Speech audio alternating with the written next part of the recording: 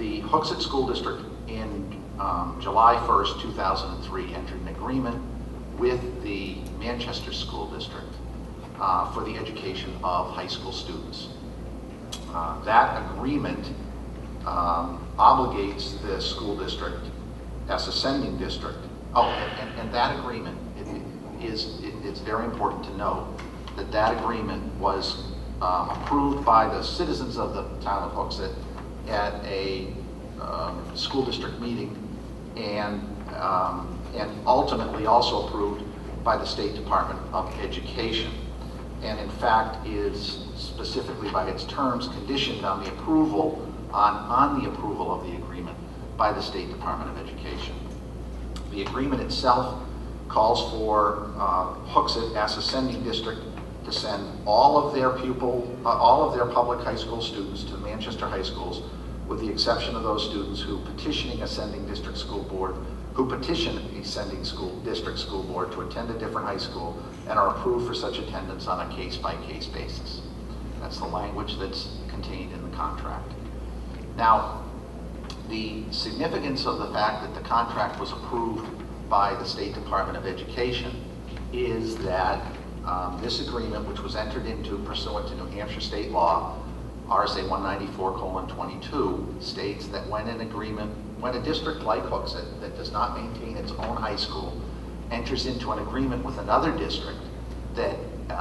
to educate its high school students, and that agreement is ultimately approved by the State Department of Education, that district with which the sending district made the contract is deemed to be a district and a school that's maintained by the sending district. That word "maintained by the sending district" is a curious use of a word. It dates way back to the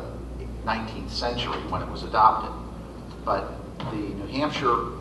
Department of Education had concluded in a case in 1996, which was Lindsay H. versus the Andover School District,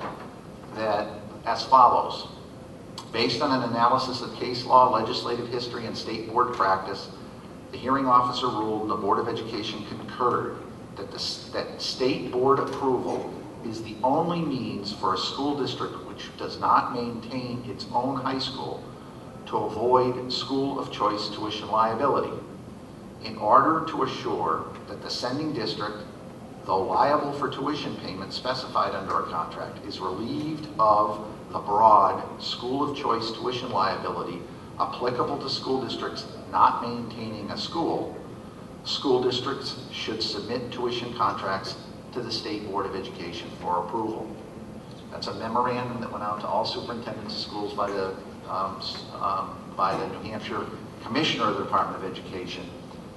who at the time was Elizabeth Toomey, as a result of a case that had been decided by the State Board of Education, which dealt with the issue of where kids could go to school in schools like Hooksett that did not maintain their own high school.